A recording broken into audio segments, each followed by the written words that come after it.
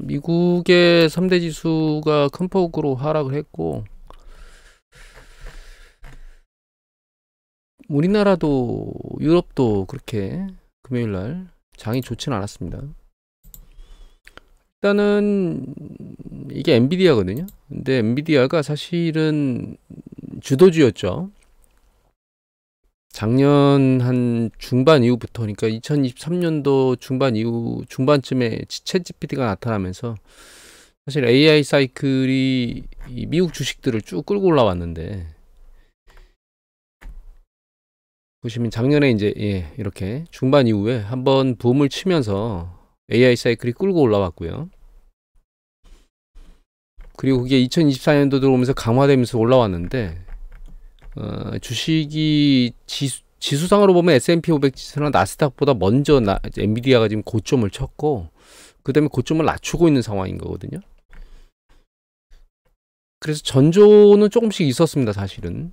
이 얘기는 이제 지난번에 이전 동영상에서 제가 찍어서 올려드린 적이 있긴 한데, 엔비디아 하락폭이 굉장히 크죠. 그리고 실적 발표를 했는데 실적 발표가 사실은 실망스러운 정도는 아닌데, 예전에도 말씀드렸지만 엔비디아 실적이 안 좋아져서 주가 깨지는 게 아니고, 거기에 대한 그냥 투자자들의 기대 행동이 달라지면 깨질 거라는 말씀을 드렸는데, 그 패턴을 현재 보이고 있는 겁니다. 그 어떤 것보다 더 먼저 깨지기 시작했고, 하락폭이 훨씬 더 크고, 그런 상황을 현재 보이고 있는 거죠. 그래서 일단 엔비디아를 지우기 너무 큰 폭이 차이가 나서 잘 안 보여가지고 엔비디아를 먼저 삭제를 하고 보면, 제가 올해 주식시장이 M자 형태로 움직일 거라는 말씀 드렸죠.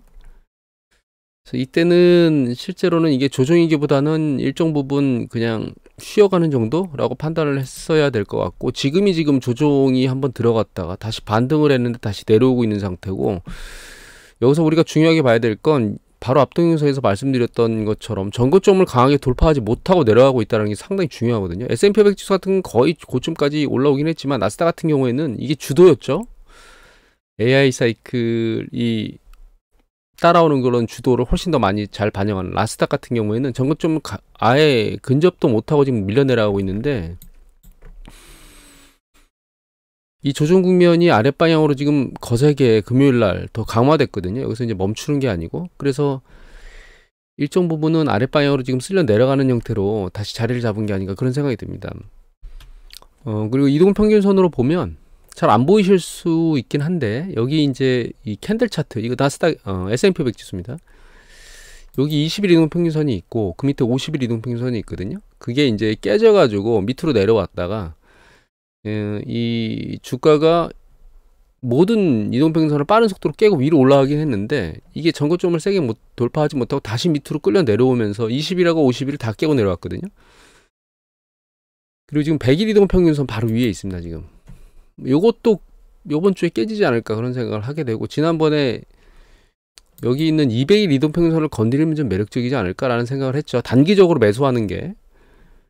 요번에는 200일 이동평균선을 터치하나 내려오지 않을까, 그런 생각을 좀 하게 됩니다. 그 이전까지의 패턴을 보면 주로 이제 100일 이동평균선 정도 건드리는 게 핵심이었는데, 여기서 한번 뚫었죠. 그리고 반등했는데 전고점을 3개 돌파하지 못하고 지금 내려와서 100일에 과연 근접해 있는 상황이거든요. 그래서 요번에는 아마 200일 이동평균선 이거를 터치하러 내려가지 않을까, 그런 생각을 하게 됩니다. 형이 어떻게 될 것 같냐.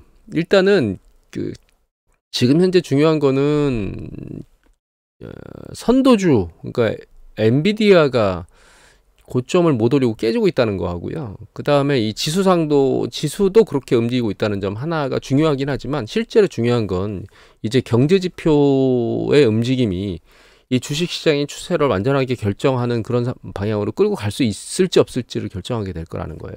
그래서 이미 말씀드렸듯이 두 가지 경제지표가 상당히 중요합니다. 지금은 그걸 알아보면, 일단 우리가 첫 번째로 봐야 될 게, 제가 데이터를 조합해서 넣어놨는데, 여기 S&P 500 지수입니다. S&P 500 지수고, 요게 비노 뽑은 전체 고용 숫자입니다. 그 다음에 얘가 실업률이에요. 그 다음에 얘가 이게 ADP, 그러니까 민간의 급여 처리 시스템을 만드는 민간 회사에서 데이터가 나오는 매월 새로 신규로 채용된 고용 숫자입니다. 얘가. 그래서 보시면 이 실업률은 지금 올라가다가 4.3까지 찍었다가 지금 4.2로 다시 내려왔죠. 근데 이게 내려온 거는 중요하지 않아요. 저는 이게 노이즈가 있을 수 있고 이거는 서베이 데이터이기 때문에 실제로는 여기 있는 PA와 EMS 비농업 부문 전체 고용 숫자가 중요하고 여기 보이는 ADP 그 고용 변화 매월 요게 더 중요하다고 보고 있거든요. 얘는 추세적으로 결과적으로는 이 부분을 따라갈 거라고 보고 있고요. 그래서 지금 여기 보면 매월 고용 숫자가 지금 밑으로 내려오고 있고 바닥을 찍고 올라가고 있다 내려왔는데 얘가 지금 현재 10만이 깨지고 99,000으로 내려왔거든요. 99,000이라는 숫자는 상당히 낮은 숫자입니다. 얘가. 근데 요 매월 고용되는 숫자의 다른 데이터를 보면 조금 전에 봤던 그 PA와 EMS 데이터가 이거거든요. 요거의 전월 대비 증감을 보면 이거 역시 신규로 채용된 숫자를 의미하는 거거든요. 그럼 좀 전에 봤던 그 급여 처리 민간에서 나오는 거하고 다른 형태의 데이터가 지금 현재 나왔거든요. 그러니까 얘는 밑에서 좀 낮게 데이터가 나왔다가 지금은 이제 높게 올라가는 형태로 나왔어요. 그래서 이전 데이터 지금 이제 죄송합니다. 이게 밑에 쪽으로 붙었다가 다시 위로 들려 올라가는, 그러니까 밑에서 이제 89,000 정도로 밑으로 깨졌다가 지금 이제 142,000으로 다시 올라왔기 때문에 그 이전 데이터와는 약간 다른 모습입니다. ADP 같은 경우에는 올라왔다 내려오는 요거네요. 추세적으로 계속 내려가는 형태로 나오고 있지만 비농업 부문 전체 고용 숫자로 본 전월 대비 증감률을 보면 약간 아래로 내려왔다 다시 들려 올라오고 있기 때문에 이 추세 패턴을 좀 더 지켜봐야 될 것 같아요. 그리고 결과적으로 얘는 이제 실업률하고 맞춰서 추세적으로 이제 실업률이 살짝 내려오긴 했지만 추세적으로는 얘가 밑으로 계속 내려오면 얘는 올라가게 될 거고 얘는 멈추게 될 겁니다. 그래서 요 실업률에 대한 부분이 굉장히 중요한 포인트라고 봐야 될 것 같고요. 그 다음에 추가적으로 또 봐야 될 포인트가 뭐냐면, 자, 이 데이터인데 이게 이제 그 실질 소매 판매 데이터의 전년 동기 대비 증감률이고 요게 실질 가처분 소득 전년 동기 대비 증감률이거든요. 그 다음에 요게 그 전체 고용 수의 전년 동기 대비 증감률이에요. 근데 이 전체 고용 수의 전년 동기 대비 증감률이 아랫방향으로 하락한다는 얘기는 여기 보시면 소득 부분하고 실질 가처분 소득 부분하고 이게 상관관계가 있거든요. 이건 당연하겠죠. 왜냐하면 전체 고용 숫자는 사실 가계가 얻어들이는 그 전체 고용 총 소득하고 상관관계가 있는 거고, 그 총 소득이 영향을 받게 되면 가처분 소득도 영향을 받겠죠. 그러면 그게 실질 소매 판매도 영향을 받게 될 거거든요. 그래서 이 세 가지가 일정 부분의 상관관계를 가지고 있습니다. 근데 좀 전에 봤던 이 전체 고용 숫자가 계속 늘어나고 있긴 하지만 이거는 전년 동기 대비 증감률이기 때문에 이 늘어나는 강도가 준다는 얘기는 이게 올라가는 각도가 준다는 뜻입니다. 그런 형태로 발생하면 이게 아랫방향으로 내려오게 되는 그런 패턴을 보이는 거고, 그럼 가처분 소득에 영향을 미치게 될 거고 그게 소매 판매에 영향을 미치게 될 거라는 거예요. 최근 패턴을 보면 이렇게 전년 동기 대비 총 잘 안 보이니까 이게 너무 폭이 커서 그렇거든요. 얘를 좀 당겨 보면 좀 더 이렇게 되거든요.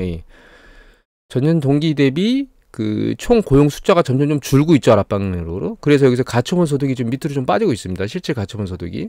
그 다음에 여기서 이제 소매 판매가 이렇게 추세적으로 이제 올라왔다 다시 아래로 빠지고 있는데 이게 살짝 들리는 패턴을 보이고 있긴 합니다. 전년 동기 대비 증감률이 실질 소매 판매가 아직은 마이너스 영역에 있긴 하지만 마이너스 영역이 살짝 줄어드는 패턴을 보이고 있고, 가처분 소득은 살짝 늘어나는 패턴을 보이고 있긴 한데 추세적으로 계속 고용이 안 좋아지는 쪽으로 움직이면 소매 판매에 영향을 미칠 거라는 거죠.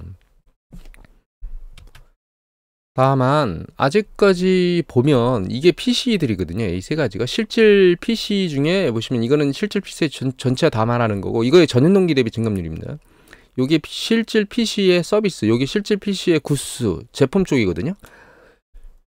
그다음에 이게 실질 소매 판매인데 아직 실질 소매 판매 같은 경우에는 마이너스 영역대로 내려와서 있었지만 실질 PC 쪽 같은 경우에는 큰 문제가 없이 보이고 있어요. 전년 동기 대비 증감률이. 하지만 이거는 지금까지 나타난 현상이고, 향후에 나타난 현상이 PA와 EMS나 이런 쪽에 영향을 받게 되면 결과적으로 이제 소득 부분에 영향을 미치면서 이 부분이 아랫방향으로 흘러내리게 될 거고, 실제로 그런 패턴이 보이게 되면 주식시장은 얘가 밑으로 강하게 내려갈 가능성이 높아진다는 거죠. 다만 이게 이제 매월 나오잖아요. 매월 나오니까 얘는 내려오다가 걸릴 겁니다. 이 걸리는 시기가 어디서 걸릴지는 모르겠지만 제 생각에는 이번에는 여기 있는 200일 이동평균선을 터치하거나 혹은 이거보다 더 깊이 내려갈 수 있는 가능성이 열리는 것 같고요. 상황은 또 모니터링 해봐야 될 것 같아요. 왜냐면 금리를 내린다고 할 때 또 연준 푸시 작동하면서 실제로 9월달에 금리 내린 그 인접 부분에서 9월 14일인가요? 그때 발표하나요? 잠시만요. 9월 18일 날 금리가 결정이 되네요. 9월 18일 날 결정이 되는데 이때 금리를 내리는 시기에 주식시장이 다시 반등할 수 있는 가능성을 가지고 있기 때문에 다만 지금 흐름으로 놓고 보면 반등보다는 별 반응을 못 보일, 그러니까 위로 들려 올라갈 가능성을 안 보일 거라는 생각을 하고 있긴 한데 하도 사람의 심리가 왔다 갔다 하기 때문에 그걸 이제 결정 지을 수는 확정 지을 수는 없는 부분이고 다만 조정을 하게 되면 요번에는 여기는 200일 이평선을 건드리러 올 가능성이 지금 현재 열려 있는 상황인 것 같고 단기 매매를 한다 그러면 그 언저리에서 매수를 하는 게 반등 시에 매도를 할 수 있는 손실을 안 보고 매도를 할 수 있는 가능성이 열리는 거 아닌가라는 생각을 하게 됩니다. 그리고 또 우리가 한 가지 생각해 봐야 될 게 이게 그 미국의 자산 증감률이거든요. 가계 자산, 금융 자산의 증감률. 그다음에 이게 나스닥의 전년 동기 대비 증감률이에요. 그런데 이 패턴을 보시면 이렇게 금융 자산 증감률이 나스닥의 전년 동기 대비 증감률하고 패턴이 비슷하잖아요. 그런데 금융자산 증감률은 안 나오고 있지만 나스닥의 증감률은 나오죠. 지금 빠르죠, 데이터가. 이건 분기 데이터거든요, 금융자산 증감률이. 근데 이 나스닥 증감률이 지금 아래로 추세적으로 내려오고 있잖아요. 그래서 금융자산 증감률은 아래쪽으로 내려오게 될 겁니다. 금융자산이 상대적으로 약해지면 이게 소비에 영향을 미치지 않을까라는 생각을 해봐야 되겠죠. 자, 이 데이터를 보면 여기 있는 빨간 게 리얼 PC이거든요. 그리고 여기 있는 파란색은 리얼 PC 데이터가 짧기 때문에 이게 노멀 PC에서 그 소비자 물가 상승률을 반영해가지고 소비자 PC, 그러니까 PC 상승률을 반영해서 실질 데이터를 만들어 놓은 거예요. 데이터를 길게 하기 위해서. 그리고 보시면 빨간 거 실제 리얼 PC하고 여기 보면 노멀하고 그 다음에 그 PC 프라이스 인덱스를 가지고 계산하는 거하고 똑같이 움직이죠. 파란 거와 빨간 거. 그래서 결과적으로는 이게 리얼 PC라고 보시면 됩니다. 이 리얼 PC가 실질 소매 판매가 실질 가계 소비 지출이 여기 보시면 이 금융자산 있죠. 금융자산의 움직임이 밑으로 쭉 빠지면 이 PC가 빠집니다. 리얼 PC가. 여기도 마찬가지죠. 쭉 빠지는 과정이 추세적으로 빠지죠. 그래서 여기는 여기까지만 나타났기 때문에 올라가는 과정으로 보이지만 이전에 보여드렸던 나스닥이 주가를 계속 잃고 주식시장이 주가를 잃고 힘을 잃으면 여기 있는 그 가계 금융자산 증감률이 아래로 빠지게 될 거예요. 그렇게 빠지게 되면 결과적으로 이게 리얼 PC에 영향을 미치게 될 거다. 아직까지는 이게 올라가는, 이게 분기 데이터이기 때문에 올라가는 형태까지만 나왔지만 지금 주가가 아랫방향에 이렇게 흐르고 있어서 여기서 보면 이제 내려오는 거죠. 이렇게 얘가 이제 내려오고 있을 거예요. 얘가 데이터 발표하면 내려오게 되고 있을 거고 그 부분이 추세를 이렇게 만들게 되면 여기에 영향을 미치게 될 거다. 그래서 소매 판매, 그러니까 실질 가계 소비 지출이 향후 하반기로 가면 갈수록 이게 강도를 유지할 수 있을지는 지금 물음표인 거고요. 하나를 더 보면 이 부분입니다. 이거는 뭐냐면 여기 보면 분홍색 계열이 있죠. 요거 요 세 가지, 하나, 둘, 세 개인데 요 세 개가 소득과 관련된 겁니다. 전부 다 여기 세 개 소득과 관련된 거고, 얘는 분기당 나오는 거고 얘는 월 단위로 나오기 때문에 요 분기당 나오는 거를 판단하는 것도 좋지만 월 단위를 나오는 게 이제 가장 최근까지 나오는 거니까. 근데 얘를 보면 요거는 전체 모든 고용자 수 중에 이제 민간 영역에 대한 부분만 하는 거고, 이거는 제조업 부분만 하는 거거든요. 고용수 중에. 근데 제조업 부분은 좀 올라오고 있습니다. 전년 동기 대비 증감률이 마이너스 영역으로 내려갔다가 플러스 영역으로 붙었다가 다시 마이너스 영역으로 내려왔으니까 추세적으로 올라가고 있는 것처럼 보이긴 하지만 그렇게 좋은 건 아니에요. 이 노동 시간이. 그 다음에 얘가 전체거든요. 근데 추세적으로는 지금 내려오다가 멈춰 있는 것 같더니 다시 한번 내려오고 있는 패턴을 보이죠. 물론 들렸기 때문에 추세를 모니터링 해봐야 되겠지만 요 부분이 다시 꺾일 가능성도 지금 열려 있는 상황이기 때문에 요걸 왜 보는 거냐면 노동 시간은 결과적으로 급여하고 상관이 있잖아요.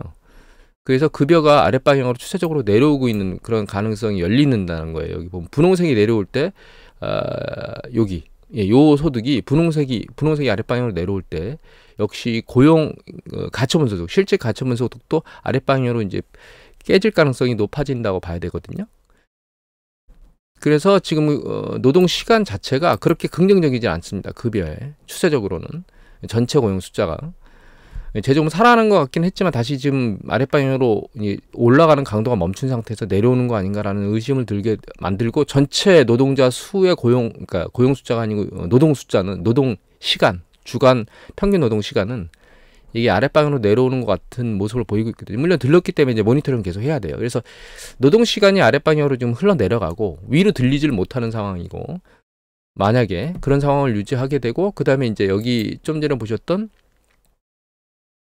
그 금융 자산의 증감률, 즉 나스닥이 힘을 못 쓰고 계속 아랫방향으로 이렇게 조정받거나 S&P 500 지수가 깨지고, 그 다음에 비농업부문 전체 고용 수가 늘질 못하고 아랫방향으로 줄고, 이 패턴의 트렌드가 유지가 되면 주식시장은 이미 제가 말씀드렸던 M자를 그리고 여기서 내려왔다가 반등은 했지만 반등의 강도가 어떻게 나올지는 모르겠습니다. 반등하지만 전고점 돌파하지 못하고 밑으로 다음번에 붕괴되는 이런 정점을 치고 트렌드가 아랫방향으로 내려가는 쪽으로 추세 전환이 완성될 거라고 보고 있습니다. 그래서 주식시장 자체만 놓고 보면 전고점 돌파 못했기 때문에, 그리고 아랫방향으로 세게 깨지고 있기 때문에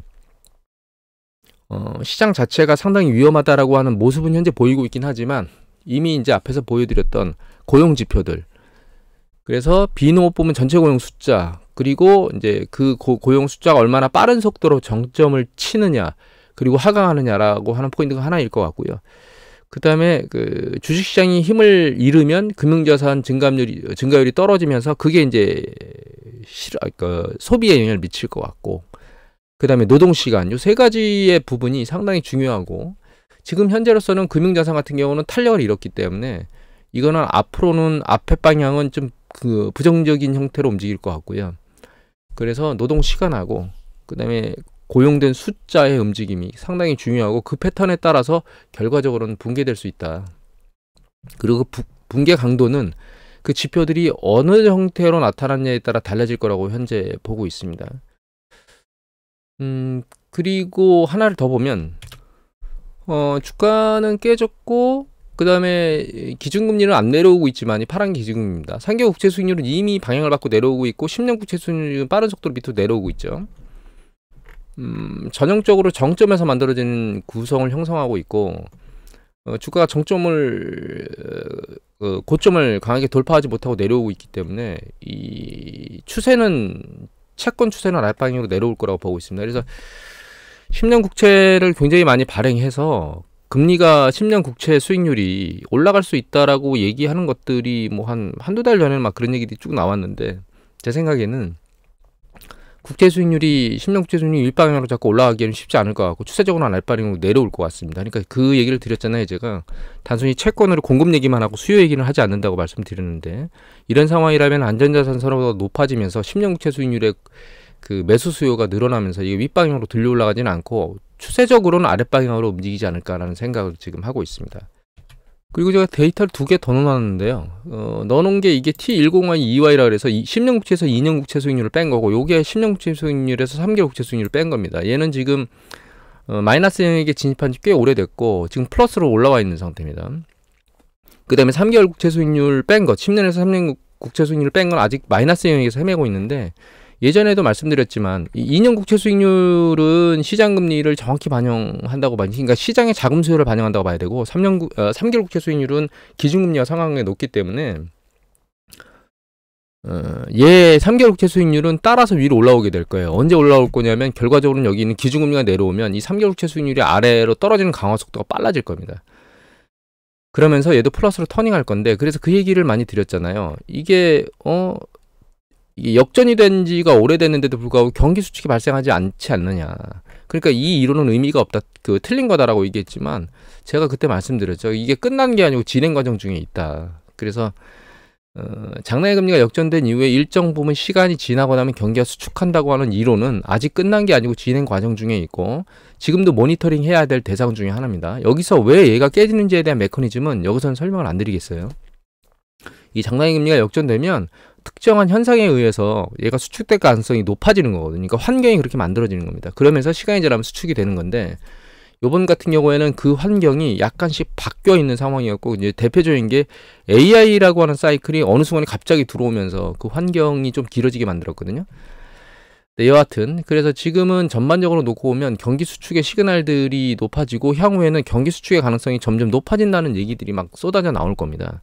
그러니까 내려왔었는데 그 부분이 이제 다시 경기 수축의 가능성이 높아지는 쪽으로 얘기가 계속 나올 거기 때문에 그것도 역시 주식시장에 안 좋은 쪽으로 작동할 수 있는 그런 요건으로 작동하게 될 거라고 생각하고 있습니다. 시장이 지금까지 봐왔던 시장하고는 약간 다른 형태로 움직이고 있는 것 같고요. 추세적으로 완전히 붕괴될 것이 완성되느냐라고 하는 건 지표상으로는 아직 완벽하게 나오진 않았습니다. 하지만 흐름은 그쪽으로 가고 있어요. 비노폼 전체 고용수가 점점점 올라가고 있지만 그 강도가 점점 줄고 있다는 점도 그렇고 노동시간이 조금씩 줄어들고 있다는 것도 그것 중에 하나거든요. 노동시간이 점점 줄고 있는 거예요. 추세적으로 노동시간이 점점 줄어들고 있다는 거는 좋지 않은 패턴이거든요. 그리고 이제 미국 시장에 보면 그 판매 업체들, 구스 판매 업체들이 양극화돼 있다는 것들도 보도가 나왔거든요. 그러니까 안 좋은 쪽하고 좋은 쪽하고 좋은 쪽, 그러니까 소득 수준이 높은 영역에서는 매출이나 이런 것들의 기업 실적 발표가 좀 더 좋게 증가하는 쪽으로 나왔지만 그렇지 않은 아랫방향 쪽, 좀 서민층에서는 사실 좋지 않은 쪽으로 발표들이 나오고 있기 때문에 경기 수축 국면에 빠져서 힘든 영역에 있는 사람들이 많다고 보고 있고 그걸 모든 영역이 다 커버할 수 있는지는 그러니까 윗단에 있는 소비 영역이 큰 사람들이 아랫단에 있는 서민층까지 다 커버할 수 있는지에 대한 부분은 전 개인적으로는 물음표입니다. 사실 그렇게 계속 유지할 수 있는 패턴은 없다. 그러니까 서민층이 소득이 힘들어서 지출하지 않는 걸 돈이 많은 영역이 서민층이 지출을 못하니까 우리가 좀 지출해 줄까 이렇게 생각하는 거는 존재하지 않거든요. 그냥 돈이 있는 영역도 부유한 층도 그냥 자기가 사는 패턴대로 사는 거지 그런 것들을 생각하고 사는 게 아니기 때문에 그럼 결론적으로 총량으로 놓고 보면 조금씩 줄어들 수밖에 없는 패턴이 되는 거거든요. 그리고 지금 가장 이제 중요한 건 이미 말씀드렸지만 PA와의 EMS예요. 이 전체 고용 숫자가 머리를 찍고 내려오기 시작하면 사실 고용은 기업의 투자라고 하는 관점이 어떻게 움직이는지를 최종적으로 표명하는 거라고 저는 생각을 하거든요. 그러니까 기업이 고용을 더 이상 증가시키지 않는다는 얘기는 무엇인가 문제가 있기 때문에 투자에 대해서 주저하는 가장 정확한 시그널이고 한번 고용이 정점을 치고 멈추기 시작하면 다시 고용을 생각하게 하려면 일정 부분 어떤 전반적인 환경이 바뀌어서 기업 입장에서는 야 고용을 늘려도 되겠다라고 하는 안정감이 들어가기 전까지는 다시 고용이 재상승하기가 쉽지가 않은 패턴이거든요. 그래서 여기 보면 전체 고용수가 한번 줄기 시작하면 일정 부분 줄어든 상태를 보인 다음에 그러니까 고용 조정이 있은 다음에나 증가하는 패턴을 보이거든요. 그래서 강의를 들으시는 분한테도 많이 말씀을 드렸지만 이 PA와 EMS의 전월 대비 증감률의 추세를 계속 모니터링을 잘 해봐야 된다라고 말씀을 드렸던 것도 그 이유 때문에 있습니다. 오늘은 짧게 끝날 줄 알고 저는 시작했는데 생각보다 좀 길어졌습니다. 오늘 이것으로 마치도록 하겠습니다.